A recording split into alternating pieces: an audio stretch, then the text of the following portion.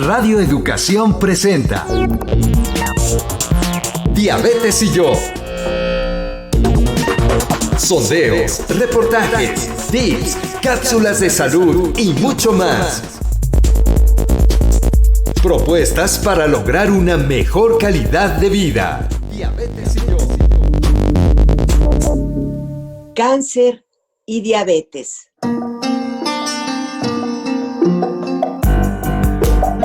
Muchas gracias por acompañarnos en este programa Diabetes y yo, propuestas que puedan mejorar nuestra calidad de vida. Con muchísimo gusto, siempre esperando el momento de poderles saludar y ofrecerles temas de interés, temas de salud para todas y para todos. Les saludamos Gisela Ayala y su servidora María Eugenia Pulido. Hoy vamos a hablar de cáncer y diabetes y ofreceremos, como siempre, recomendaciones para las personas que viven con ambas condiciones. Pero siempre, antes de presentar a nuestros invitados, vamos a invitarles a que escuchen la siguiente información.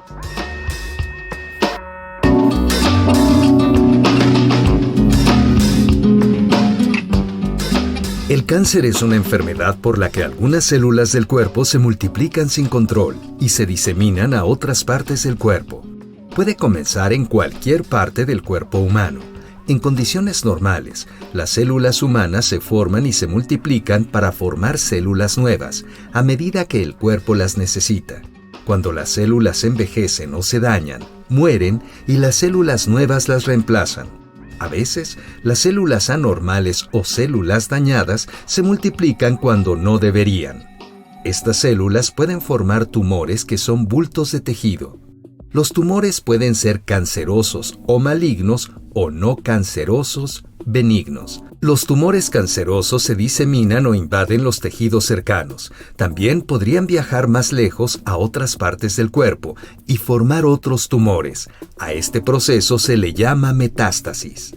Los tumores benignos no se diseminan a los tejidos cercanos. Cuando se extirpan los tumores benignos, no suelen volver, mientras que los tumores cancerosos a veces regresan. Si desea mayor información sobre este tema, visite la página cancer.gov, cancer.gov. Encontrará una versión en español si desea conocer información científica sobre cáncer. Quédese con nosotros para escuchar la entrevista de esta tarde.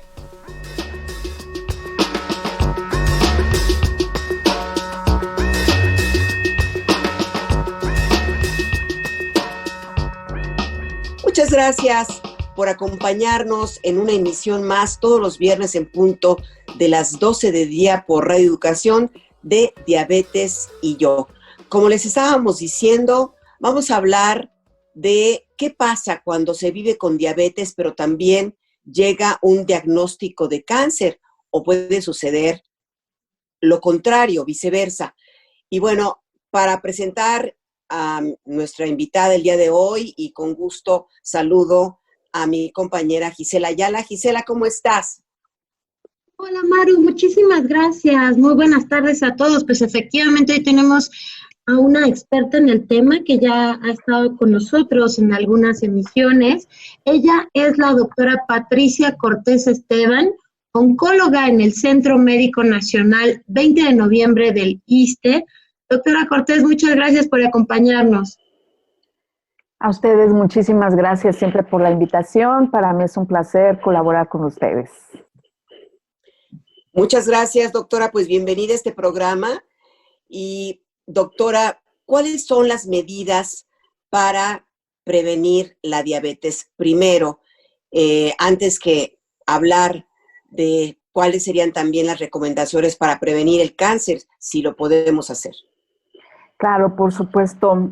En México, vamos a hablar, tenemos un problema. La diabetes representa un problema de salud pública directamente, porque está relacionada directamente con los antecedentes heredofamiliares. Quiere decir que si yo tengo familiares directos de ser portadores de diabetes mellitus, la probabilidad de que yo lo tenga también existe.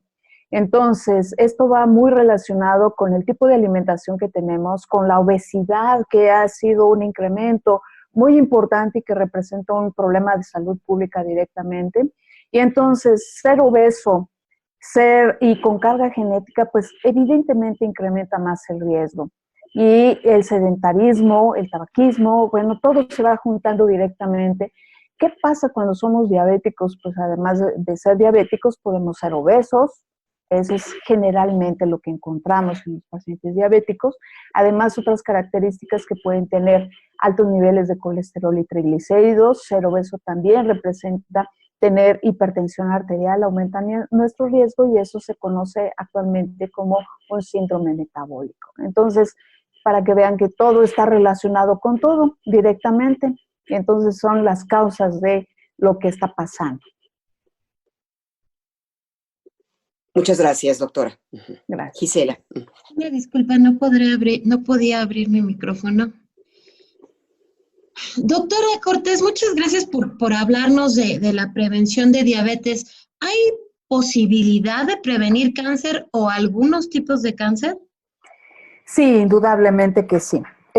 Una de las causas, ¿cuáles son las causas relacionadas al cáncer directamente? ¿O cuáles, mejor dicho, ser diabético o ser obeso incrementan el riesgo de cáncer directamente? Son los tipos de cáncer que son hormonodependientes. ¿Cuáles son los tumores hormonodependientes? El cáncer de mama, por supuesto, está muy relacionado. Como dijimos, se aumenta la parte de la obesidad, aumenta el riesgo de que tengamos diabetes mellitus y también aumenta el riesgo de otros tipos de cáncer, por supuesto. Entonces, como son, además de ser diabetes mellitus, el cáncer de mama, por supuesto, que es un tumor hormonodependiente, el cáncer de endometrio es otro tipo de tumor que puede pensar, el cáncer de colon también está asociado directamente, y evidentemente pues ahí ya viene el cáncer de páncreas en mayor incidencia, el cáncer de hígado también. Muchas gracias, doctora. Pues sí, hay, sobre todo las mujeres, lo sabemos, está dentro de nuestra cultura que debemos de saber de cuidado de nuestro cuerpo, cuáles son los tipos de cáncer a los que pues tendríamos que tener y podemos tener prevención haciéndonos los estudios adecuados, sobre todo cuando ya pasamos de cierta edad. Pero hay una vinculación que ya en muchos casos se ha dicho, de algunas investigaciones que indican, doctora, que las personas que viven con diabetes tienen un riesgo mayor de presentar algunos tipos de cáncer, como es el cáncer de páncreas o de hígado. ¿Por qué? ¿Cuál sería como la causa de que esto suceda? ¿Nos puede hablar de esto, por favor? Sí, claro. En cáncer de páncreas vamos a abordar primero el cáncer de páncreas. Para mencionarlo, es poco frecuente, eso es algo importante, pero altamente letal. Es un cáncer que donde cuando se diagnostica generalmente ya son etapas avanzadas y la supervivencia de los pacientes es corta, estamos hablando de un periodo de más o menos 12 meses. Para tener riesgo de cáncer de páncreas directamente está relacionado con ser diabético, que sean diabéticos tipo 2 directamente, que tengan el antecedente de tabaquismo, que tengan inflamación crónica de páncreas, antecedentes familiares, por supuesto, como tener cáncer de páncreas, tener estas alteraciones genéticas que ya se estaban mencionando previamente, como mutaciones de los genes de BRCA1 y BRCA2, que son las siglas que están abreviados y están relacionados con el cáncer de mama, el cáncer de ovario, el melanoma directamente. Entonces, si tenemos algún familiar que tuvo cáncer de mama y tiene estas mutaciones, la probabilidad de que algunos familiares puedan tener esta mutación se incrementa y se incrementa el riesgo de desarrollar un cáncer de páncreas, evidentemente. Y por eso hay algo que no podemos cambiar en la parte del origen del cáncer. Uno, la edad. A medida que vamos envejeciendo, todo nuestro riesgo de padecer un cáncer se incrementa de manera importante. La raza no la podemos determinar porque ya estamos heredados, ya somos así directamente de bonitos, porque así nos hicieron nuestros padres y nuestros antecedentes. Ahí no hay ninguna situación. Entonces, eso no lo podemos cambiar, pero lo que sí podemos cambiar, además de nuestra genética que decíamos, si ya tenemos esas alteraciones, no las podemos cambiar. Pero lo que sí podemos cambiar es el estilo de vida directamente. El estilo de vida que nos lleva a disminuir el hábito del tabaquismo, por supuesto, disminuir nuestro peso es fundamental, está relacionado con el hígado graso, y ahorita iremos por otra parte del hígado, un poquito más arriba anatómicamente. La obesidad aumenta el riesgo de tener diabetes mellitus, y esta diabetes mellitus mal controlada, que es la gran mayoría de los pacientes en México, también puede generar una inflamación crónica que nos genere un cáncer de páncreas. Aunque vuelvo a repetir, el riesgo o la incidencia de cáncer de páncreas es baja, sin embargo, es altamente letal. Es el segundo tumor más letal. Primero es cáncer de pulmón, luego es cáncer de páncreas, luego es cáncer de ovario. Son los tumores más letales que existen a nivel mundial. Entonces, si se cambia el estilo de vida, pues disminuimos nuestro riesgo de padecer cáncer. Como ya dijimos, lo que no podemos cambiar, la edad, la genética, la herencia, pero sí podemos cambiar una parte importante y con esto disminuir nuestro riesgo. Muy bien. Doctora, hace un momento te referías a algunos tipos de tumor específicos, tumores dependientes, ¿cómo era? De hormonas, dependientes de hormonas. Y dependientes de hormonas. Una hormona. Así es. Es una hormona, por supuesto, la insulina es una hormona que es secretada en el páncreas directamente. Entonces, entre más gorditos seamos, la probabilidad de que seamos y no nos controlemos hace que seamos insulino resistentes, y eso va generando un problema ahí muy importante. Entonces, por eso es que hay que tomarlo en cuenta directamente. Y esto nos lleva al otro tumor, que también es el hepatocarcinoma directamente. ¿Qué pasa cuando somos gorditos, bonitos, rechonchitos, como nos dice la gran mayoría de los pacientes? Pues estamos enfermos. Además de ser gorditos, podemos tener hígado graso. El hígado graso también genera que nuestro hígado se inflame directamente, aunque se inflama y puede producir un problema directamente relacionado con el hepatocarcinoma, aunque la gran mayoría de tumores de hígado son consecuencia de cirrosis, y la cirrosis está relacionada con infección de virus de hepatitis B o hepatitis C, o en nuestro país el índice de alcoholismo. El alcoholismo es muy elevado y también puede generar cirrosis, y la cirrosis a largo tiempo puede presentar un cáncer de hígado directamente. Entonces, como ven, no podemos ser una mano por aquí y otra mano por allá. Todos estamos perfectamente relacionados en ese sentido, y por eso es la falla que va en cadenita directamente con todos nuestros tumores, o con la gran mayoría. Doctora, bueno, ¿qué le parece si antes yo tenía otra pregunta? Sí, perdón, Maru. La voy a cambiar porque, sí, claro, porque también mencionó usted el hígado graso. Claro. El hígado graso no es cáncer todavía. No es cáncer. ¿Por qué? Pero, ¿cuál es el origen del hígado graso y por qué se puede convertir en cáncer? Perdón, doctora. Ajá. Sí, Maru, gracias. ¿Por qué el hígado graso? Porque comemos mal, para empezar. Porque somos obesos, porque comemos un exceso de carbohidratos. Debemos de empezar las raciones son sumamente importantes. Comemos exceso de carbohidratos, comemos exceso de grasa directamente, y eso puede generar un hígado graso. Y además, si somos gorditos también genera un hígado graso. En ese sentido. Entonces, en esa parte del hígado graso, hay alteraciones que nos pueden generar directamente o favorecer, mejor dicho, Maru, la diabetes mellitus, y entonces, como ves, todo va relacionado con todo directamente. No sé si contesté tu pregunta, Maru. Sí, gracias. Doctora, y en este sentido, de pronto uno encuentra muchísima información en Internet que no siempre explica con sustento científico. En algunas páginas se puede encontrar que, hablando de la relación entre diabetes y cáncer, que la glucosa, que es lo que comemos, en su mayoría se va a convertir en glucosa y va a viajar por nuestra sangre para llegar a las células y alimentarlas.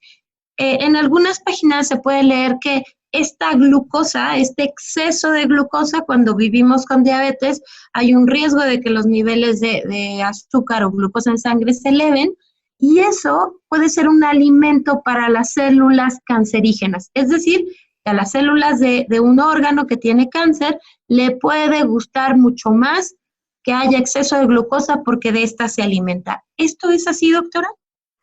No del todo, Gisela. Es cierto que toda célula, incluyendo las normales y las malignas, requieren de energía, y esa energía la obtienen de la glucosa, para hacer en términos simples, si me permites. Requieren para reproducirse, para crecer, requieren de energía y requieren de glucosa. Sin embargo, el hecho de que tú ingieras azúcar no necesariamente va a favorecer el crecimiento de las células tumorales, porque ellas ya lo tienen. Eso ya está programado. No hay porque yo tome un café con 5 cucharadas de azúcar me va a crecer el tumor así exponencialmente. No, realmente no. Eso ya está programado. Todas nuestras células requieren, para crecer, para reproducirse, energía, y esa energía es a través de la glucosa. Pero sí se les recomienda que disminuyan la ingesta, eso sí, se les recomienda que disminuyan la ingesta de sal y de azúcar directamente. Doctora Patricia Sí, Cortés, en el sí, escenario en el que la persona que vive con diabetes haya sido diagnosticada de cáncer, ¿cuáles son las primeras recomendaciones que debe de seguir en este caso? Claro que depende mucho qué tipo de cáncer sea, pero ¿qué nos puede decir, doctora? fundamental, Maru. Para empezar, una dieta para ser diabético directamente, disminuir la ingesta de carbohidratos, disminuir la parte de alimentos fritos, capeados, y aumentar las verduras, comer carne, puede comer carne 2 o 3 veces a la semana, pero asado, al vapor, a la plancha, menos procesamiento directamente. Ese es el punto número 1. Ingerir agua, que es el punto número 2, que eso es sumamente importante. La realidad de nuestro México es que no solo viene el paciente con cáncer, sino viene el paciente con cáncer, con hipertenso, con problemas diferentes. Y algo muy importante es que ser diabético no es una tragedia, sino si el paciente se controla bien, si sigue su dieta, si hace ejercicio, requiere de disciplina, pero si lo hace, es un paciente que va a vivir por muchos años, y el hecho de que sea disciplinado, que lleve una dieta, que haga ejercicio, eso le va a llevar a que entre más controlado esté de su problema de ser diabético directamente, menos daño va a tener a sus órganos blancos, como son la retina, que a veces se quedan ciegos, y el paciente dice, no me pongo la insulina porque me deja ciego. No, no es la insulina, es la glucosa tan elevada y de manera crónica la que lo deja ciego. Puede haber falla renal, que es algo fundamental para el paciente con cáncer, ahorita lo tocamos. La otra parte, hay daño a los nervios, a las puntas de los nervios, se le conoce como neuropatía, son de las cosas más frecuentes. Hay disminución del movimiento intestinal también de manera importante, y entonces ser diabético mal controlado favorece los procesos infecciosos, generalmente los de la orina. ¿Qué pasa cuando un paciente tiene cáncer? Bueno, hacemos las recomendaciones higiénico-dietéticas que hemos mencionado. 2, hay medicamentos que no pueden ser administrados en un paciente con cáncer si es, por ejemplo, que ya tiene un daño renal. Si el paciente tiene un daño renal, porque la gran mayoría de medicamentos de quimioterapia se eliminan a través de la función renal, no se pueden aplicar esos medicamentos, aunque la gran mayoría sí podemos haciendo algunos reajustes, pero hay contraindicaciones de medicamentos. Por otro lado, hay medicamentos que le tenemos que poner a los pacientes. Por ejemplo, les ponemos esteroides. Los esteroides sirven para muchas cosas. Una, combinado con los medicamentos para la náusea y vómito, aumenta su efectividad de los medicamentos para la náusea y vómito. Y entonces, pues utilizamos menos dosis de medicamento para que no se eleve la glucosa, pero tratamos de mantener un equilibrio con toda esta parte. Y sí, como bien dijiste, Maru, depende de cada esquema, depende del tipo de quimioterapia, pero solo estaría contraindicado si el paciente tiene una elevación muy importante de glucosa, digamos tiene 300, tiene 400, que está al borde de tener un coma diabético. No le damos un tratamiento de quimioterapia porque la prioridad en ese momento es controlar la glucosa. Si el paciente está en condiciones de recibir un tratamiento cuando tiene una buena función renal, hepática, e inclusive si está y a nivel de la sangre, si no está anémico, pues también recibirá su tratamiento de quimioterapia. Si no le damos prioridad a otras cosas, o bien cambiaremos el tratamiento si es que es estrictamente necesario. Quedó muy claro, gracias, doctora. Gracias, Maru. Doctora, a mí me gustaría que más adelante podamos hablar de justo las complicaciones que el tratamiento específico de cáncer Claro. puede tener a la persona, pero también me gustaría que nos hablara un poco respecto a este tejer fino que acaba usted de hablar, porque además del tratamiento para cáncer y con todo, detener el avance, etcétera, también hay que mantener el adecuado manejo de la diabetes, porque como usted bien lo acaba de explicar, la diabetes por sí misma puede generar problemas en riñones y un largo etcétera, corazón, ojos, como bien lo acaba de mencionar. El uso específico de esteroides en las personas que vivimos con diabetes puede elevar los niveles de glucosa. Hay de manera muy general, porque justo los tratamientos deben ser individualizados de acuerdo con las características de cada paciente, pero de manera general, ¿cómo son estas? ¿Trabajan el oncólogo con el endocrinólogo y con el licenciado en nutrición, etcétera? ¿Podría hablarnos un poco sobre esto?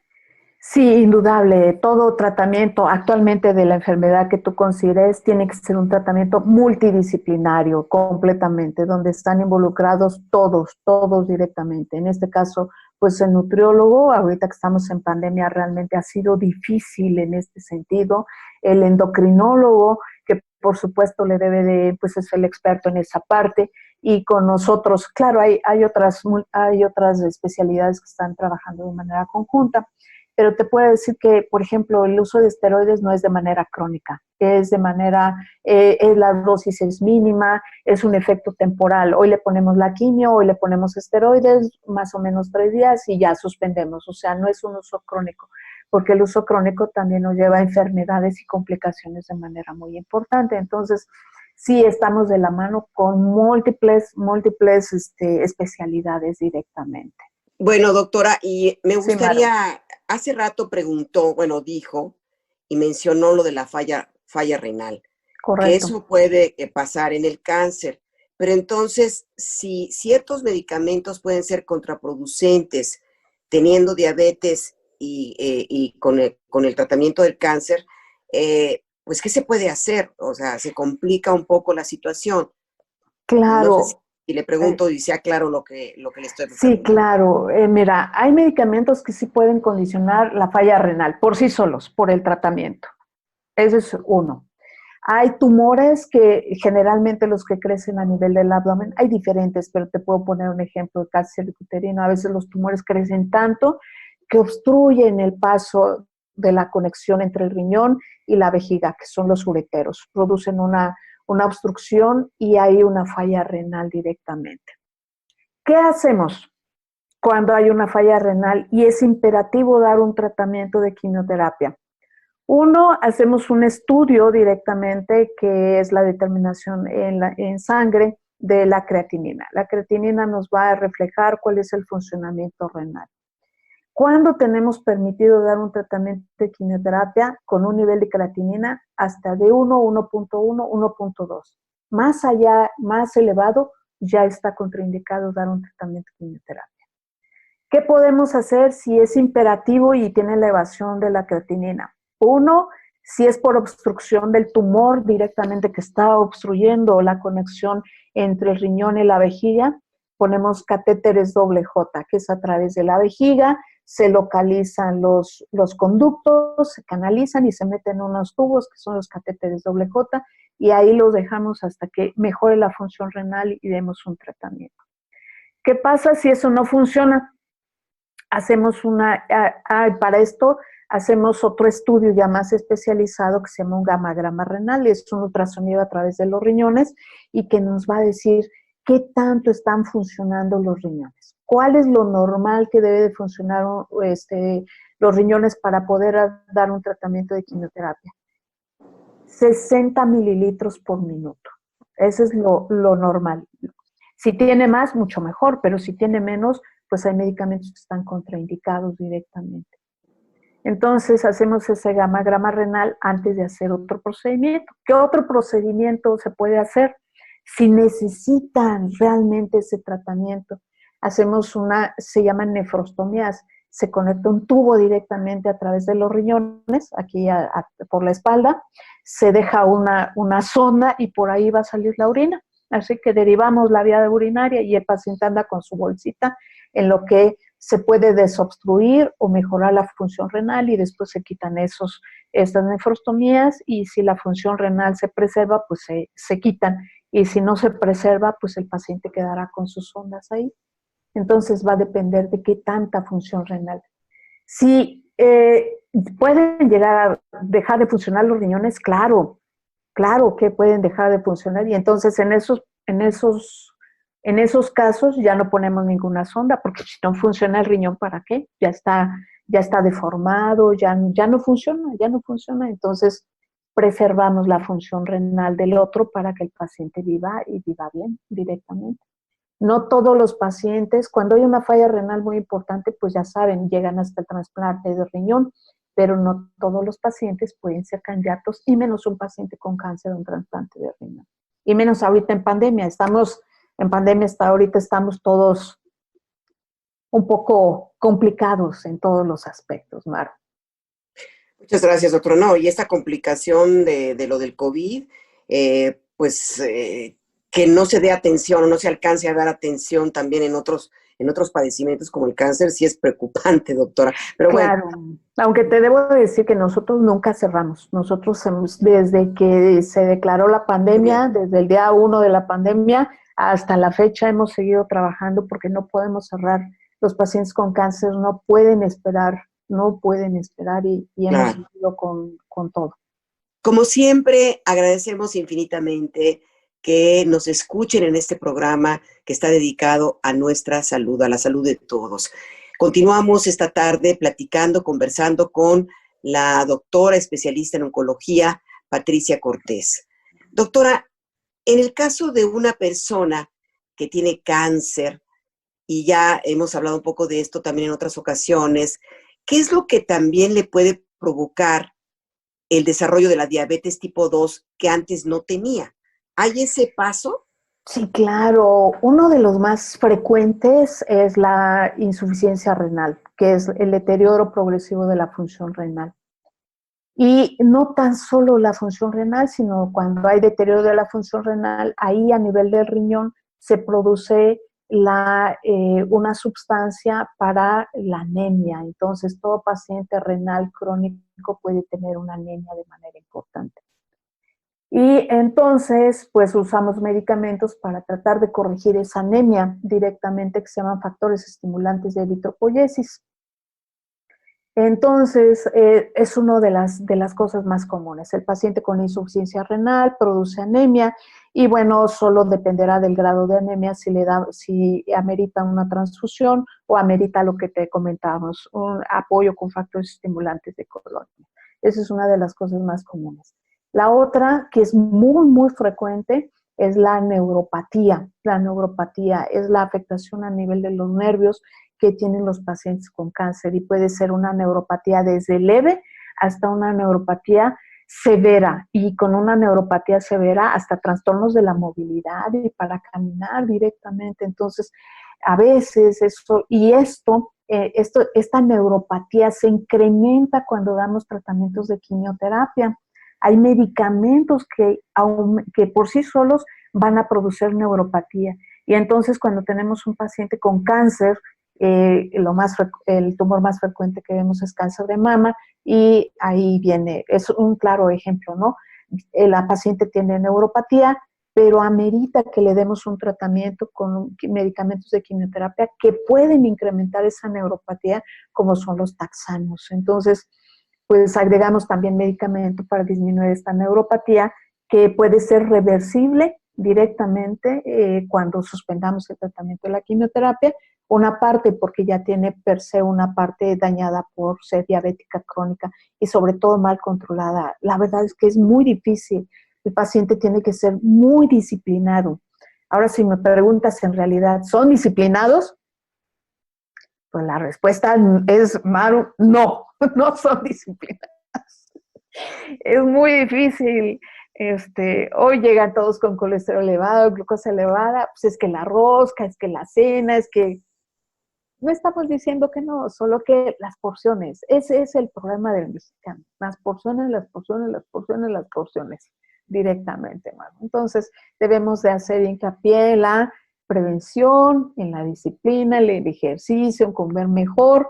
Empecemos con este año que pues pinta para, pues no sabemos para qué pinta, porque realmente no lo sabemos, pero empecemos con, pues a querernos más directamente, a cuidarnos más.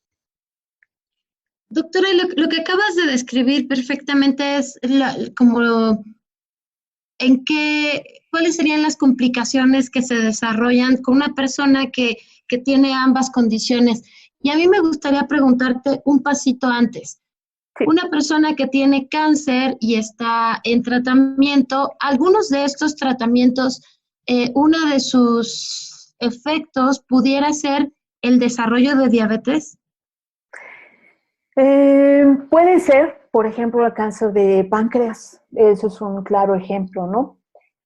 Un paciente que tiene un cáncer de páncreas, en el páncreas se produce la insulina y que nosotros producimos normalmente insulina, pero cuando te operan del páncreas, por ejemplo, te quitan la mitad del páncreas o te quitan todo el páncreas, pues una de las secuelas es que eres diabético directamente. Esa es una situación muy especial. Entonces son pacientes que requieren una vigilancia y monitoreo muy, muy estrecho. Son cirugías muy, muy amplias. Son cirugías que pueden condicionar alta mortalidad inclusive, porque pues, se quita una serie de, no tan solo el páncreas, sino se quita una serie de órganos que están alrededor. Entonces sí es complicado. Doctora, pero ¿qué sería de los tratamientos el que podría causar estos efectos negativos? ¿La quimioterapia, por ejemplo, Sí. directamente puede dificultar también el tratamiento en las personas que viven con diabetes? No, porque evalúas, como ya se comentó previamente, hay que individualizar, ir individualizando el caso por caso. En esta parte, ser diabético, mientras sea bien controlado, no hay ningún problema. El problema es cuando viene descontrolado y tiene un cáncer sumamente agresivo. Hay algunos tipos de cáncer que pueden ser curables directamente y entonces ante una situación de que tenemos un cáncer curable, pues claro que nos arriesgamos, Maru. Nos arriesgamos, le damos el tratamiento y claro, extremamos un poco más la vigilancia, las complicaciones, porque es una enfermedad curable, si es el caso que lo tiene. Si es un cáncer de páncreas, generalmente no es un cáncer curable. La gran mayoría son etapas sumamente avanzadas y donde el tratamiento no es curativo, es un tratamiento paliativo para mejorar los síntomas, para detener un poco el crecimiento de las células tumorales, para mejorar su calidad de vida, para que no tenga dolor directamente. Entonces, vamos contextualizando qué grupo de pacientes tenemos. Si es un paciente con una enfermedad temprana donde el tratamiento va a ser temporal y va a quedar en seguimiento, claro, lo damos el tratamiento. Y otra vez hacemos ese uso de nuestro equipo multidisciplinario que trabaja con nosotros, Maru. Es un poco difícil poder generalizar a todos. Sí, doctora. Ahora, pues sí, por ejemplo, la preocupación de las personas. Entonces, quiere decir que el control puede ser un poquito más difícil, pero que no pueden dar un tratamiento que no contraponga en las personas que viven con diabetes, que me sube el azúcar, que mi glucosa sea afectada por el tratamiento de cáncer. Me gustaría que siguiéramos hablando un poco de esto. Sí, como decíamos, el ejemplo clásico, además de los medicamentos de quimioterapia pueden elevar la glucosa. Hay algunos nuevos que sí, se llaman inhibidores de tirosinquinasa y sí pueden elevar un poco la glucosa, pero das un tratamiento, recomendaciones higiénico-dietéticas y está controlado. Hay algunos medicamentos que vayan a producir que se eleve mucho la glucosa, generalmente son los esteroides, lo que ya habíamos comentado previamente, y el uso de los esteroides es muy común en la parte oncológica porque sirven para muchas cosas. Para aumentar el efecto de los medicamentos, para controlar la náusea y el vómito, sirven para el dolor, sirven para la neuropatía, sirven para desinflamar, tienen muchas cosas a favor, por eso los usamos.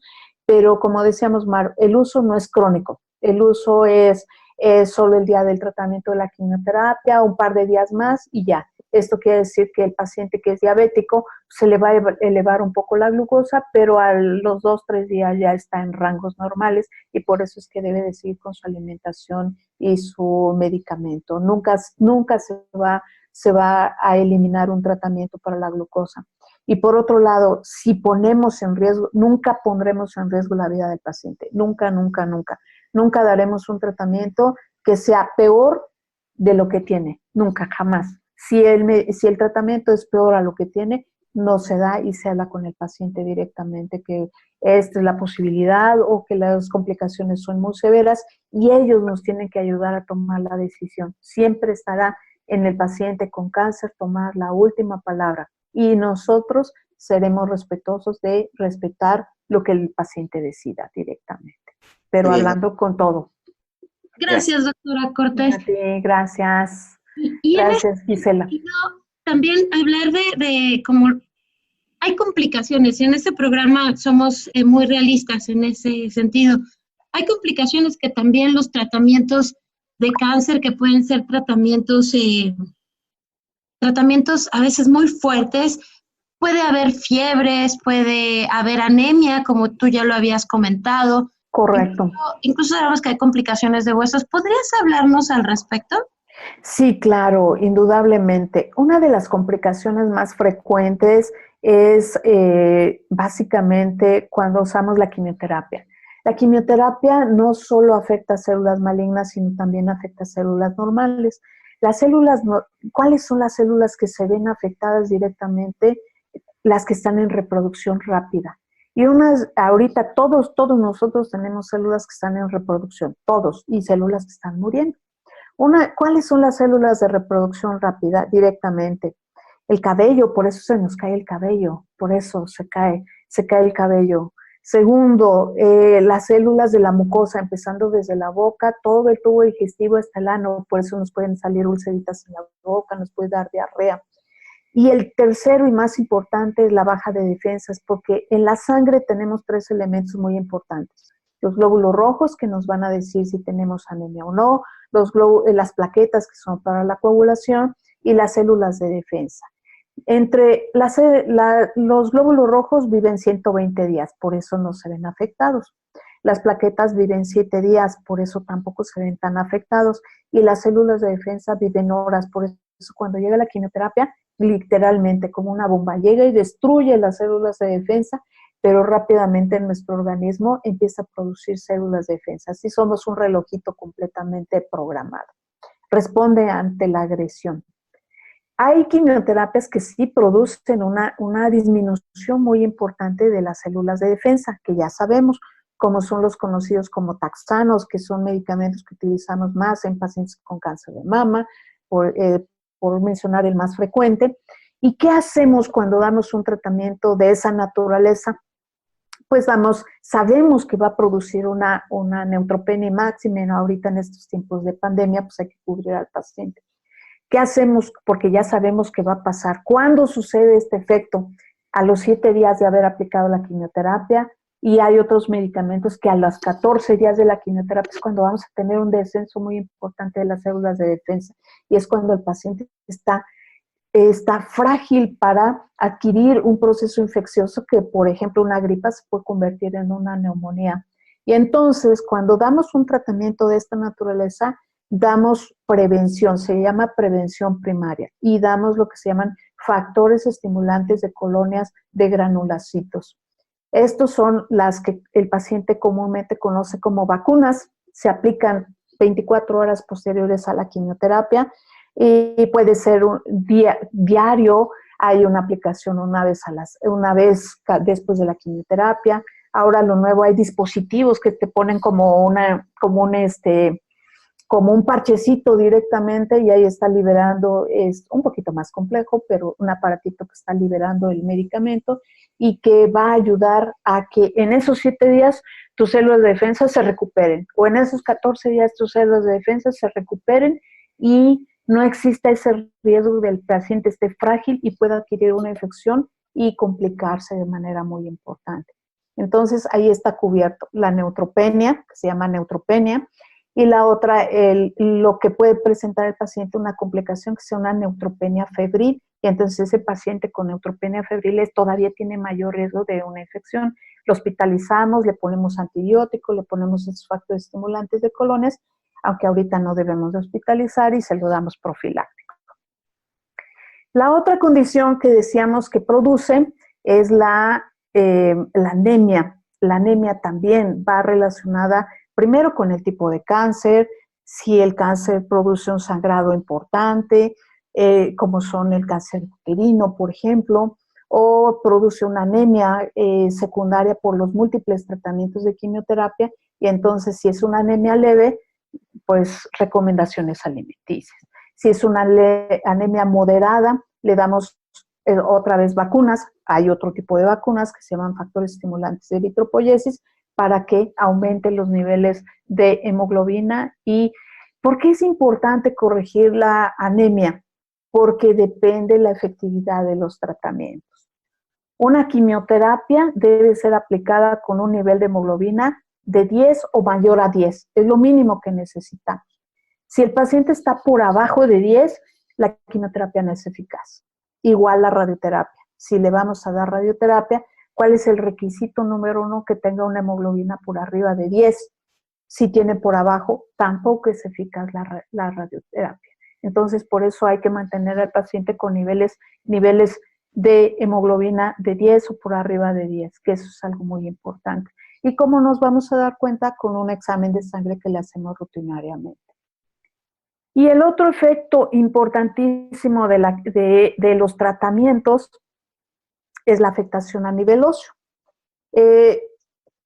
Una de las situaciones que ya lo dijimos previamente, no podemos evitar el envejecimiento. A medida que vamos envejeciendo, todos los seres humanos, todas nuestras funciones van disminuyendo. Por eso nos vamos haciendo más chaparritos también. ¿Por qué? Porque vamos perdiendo la densidad ósea. Y eso es una osteopenia previa a una osteoporosis. Eso es algo normal. ¿Podemos prevenirlo? Claro, con una alimentación, y ahora ya se hacen densitometrías, y si tiene el paciente una osteopenia, pues ya hay medicamentos que se aplican también que van a estimular a los huesos para que se fortalezcan y se corrija esta osteopenia. Eso va a depender de cada caso en especial. Pero hay enfermos que también por la misma enfermedad, y volvemos al cáncer de mama, al cáncer de próstata, porque son los dos tumores que más frecuentemente afectan la estructura ósea, o sea, dan metástasis a los huesos. Son los más frecuentes. Hay otros, pero esos son los más frecuentes. Y entonces, ¿qué pasa cuando hay un paciente que tiene metástasis a nivel óseo? Tiene dolor, se va haciendo dependiente, ya no puede caminar, y eso va disminuyendo su calidad de vida, y puede inclusive fracturarse, o en casos sumamente severos puede seccionarse, y el paciente queda cuadripléjico, parapléjico, o sea, eso lo condena a un deterioro muy importante de su calidad de vida. ¿Qué hacemos con este grupo de pacientes? Les damos medicamentos que se llaman bifosfonatos directamente.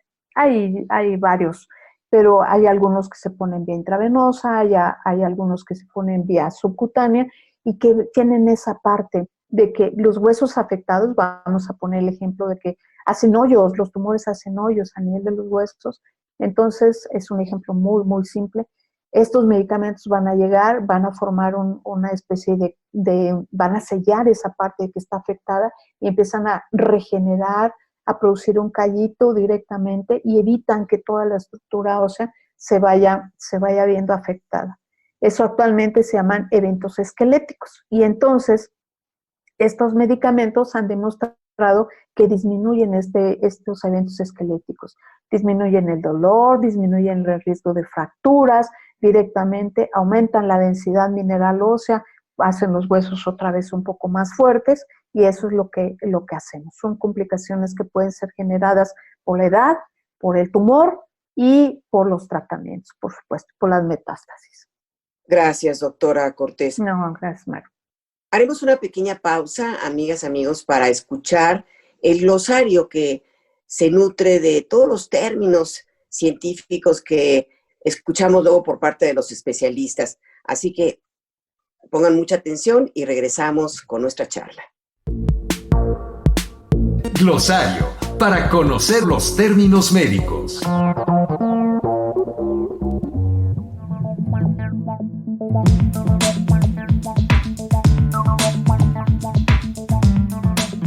Hormodependiente. Se dice del tumor que crece a expensas de una determinada hormona. Hígado graso. Variedad de afecciones causadas por el exceso de grasa acumulada en las células hepáticas o del hígado. Puede o no tener que ver con el consumo prolongado de alcohol. Hepatocarcinoma. Forma más común de tumor maligno del hígado que suele afectar a pacientes con edades superiores a los 40 años. Cirrosis, etapa tardía de la cicatrización del hígado, producto de muchas formas de enfermedades hepáticas, como la hepatitis y el alcoholismo crónico. Carbohidratos, uno de los principales nutrimentos del cuerpo, proporciona energía al organismo. Higiénico-dietéticas, medidas que se dirigen a conseguir una dieta con adecuado contenido de fibra y agua, un hábito defecatorio regular y una actividad física suficiente. Esteroides, medicamentos para el tratamiento de inflamación. Creatinina, es un producto de desecho generado por los músculos como parte de la actividad diaria. Gamagrama renal, examen con medicina nuclear, en el cual se utiliza una pequeña cantidad de material radioactivo para medir el funcionamiento de los riñones. Neuropatía, enfermedad que afecta la actividad normal de los nervios del sistema nervioso periférico. Neutropenia, se produce cuando una persona tiene un nivel bajo de cierto tipo de glóbulos blancos. Factor estimulante de colonias de granulocitos, medicamento que se usa para el tratamiento de neutropenia, para la recuperación de glóbulos blancos. Anemia, afección en la cual careces de suficientes glóbulos rojos sanos para transportar un nivel adecuado de oxígeno a los tejidos. Masa ósea, medida de la cantidad de minerales que contiene cierto volumen de hueso. Osteopenia, afección por la que la masa ósea o densidad mineral ósea es menor a lo normal. Densitometría, tipo de radiografía de dosis baja que mide el calcio y otros minerales en los huesos. Bifosnatos, medicamentos utilizados para la prevención y el tratamiento de enfermedades con resorción ósea, como la osteoporosis y el cáncer con metástasis ósea, sea este con o sin hipercalcemia asociadas al cáncer de mama y de próstata.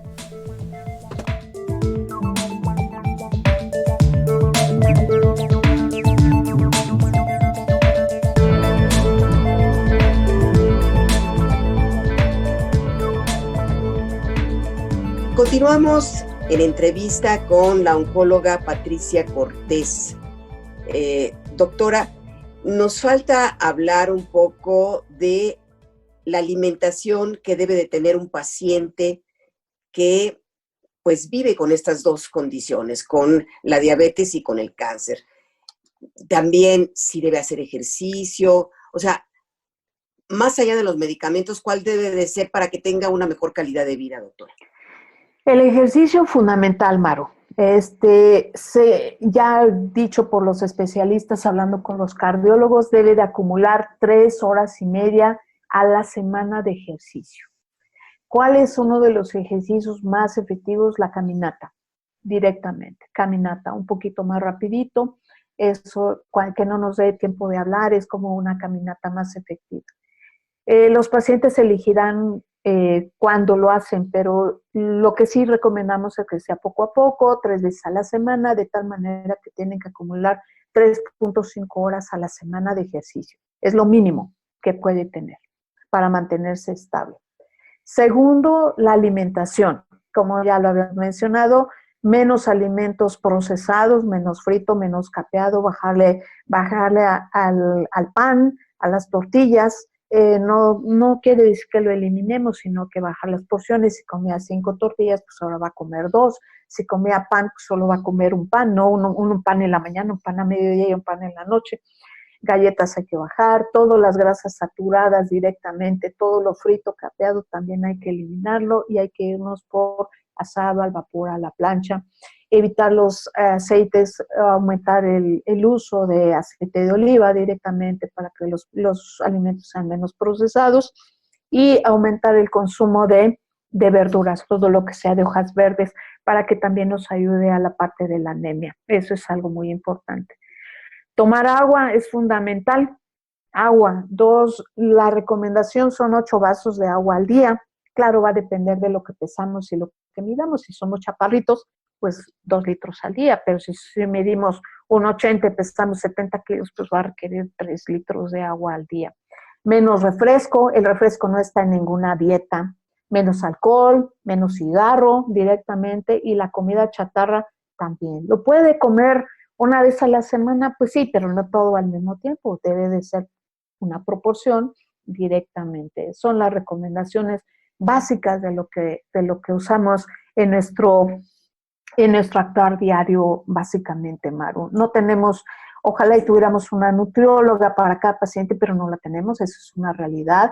Hay muchas cosas en internet que nos pueden ayudar. Yo les invito a que sigan la página del Instituto Nacional de Cáncer. Ya viene una página en español, vienen recomendaciones de dietas. La más reconocida es la dieta mediterránea como una de las más sanas en el mundo, que va a controlar no solo ser diabético, sino también el colesterol, los triglicéridos, que eso es algo muy, muy importante directamente para nosotros. Doctora, y de las recomendaciones de alimentación y ejercicio que tú acabas de dar, lo cierto es que son recomendaciones con las que las personas con diabetes están muy, muy familiarizadas. Brevemente, ¿cuál es como la diferencia entre las recomendaciones de alimentación para una persona con diabetes y las que se le dan a una persona con diabetes y cáncer? Y si nos das datos de contacto.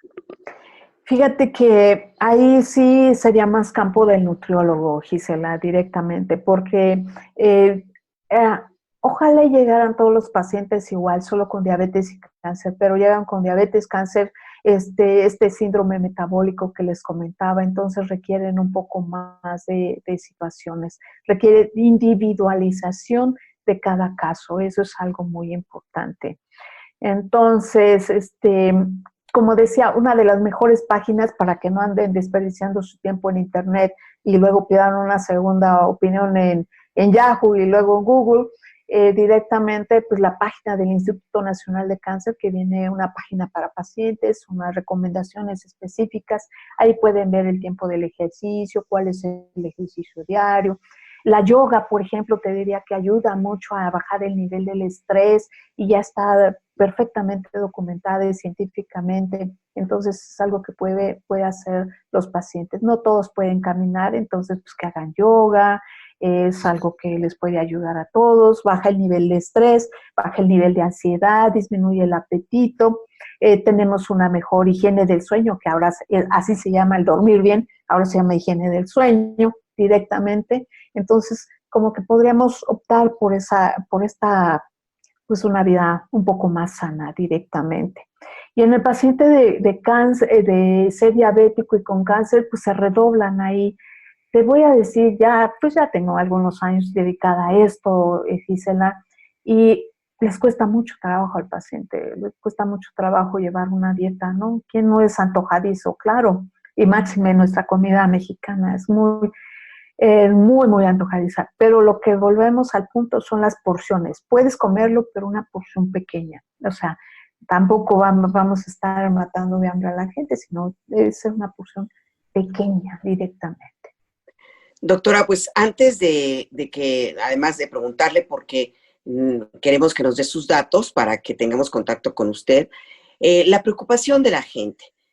dada la pandemia, dado que ahorita han subido muchísimo los casos, ¿hay suficientes medicamentos y tratamientos disponibles para cáncer? O sea, la gente tiene que estar segura porque había desabasto de medicamentos para el cáncer y la gente estaba muy preocupada. Claro, Maru, sí hubo desabasto, ¿sabes por qué? Porque se cerraron las fronteras, hay muchos medicamentos que vienen de otros países directamente a nuestro país, pero ya se regularizó. Te puedo decir que tranquilamente en mi institución para la que trabajo, que es el Centro Médico Nacional 20 de noviembre, pues sí tenemos suficiente abasto para los pacientes. No si acaso hemos interrumpido una semana, básicamente porque no hay un medicamento en específico, pero para la gran mayoría de pacientes sí hay medicamentos, sí se están dando los tratamientos. Y bueno, sí tuvimos un desabasto por esta situación de que muchos medicamentos venían del extranjero, pero ahorita ya con esta regularización, entre comillas, viviendo la pandemia, pues ya como que todo está tomando su cauce. Pues doctora, ha sido un placer poder platicar con usted. ¿Cómo la podemos buscar? Sí, mira, gracias, Maru.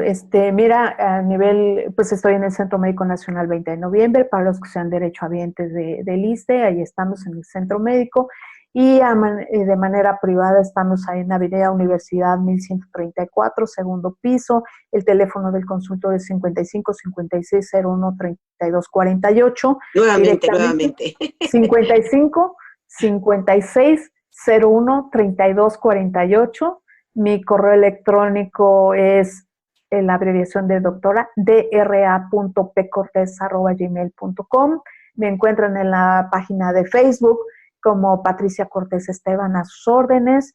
Y bueno, pues en lo que les podamos servir para nosotros será un gran placer, Maru.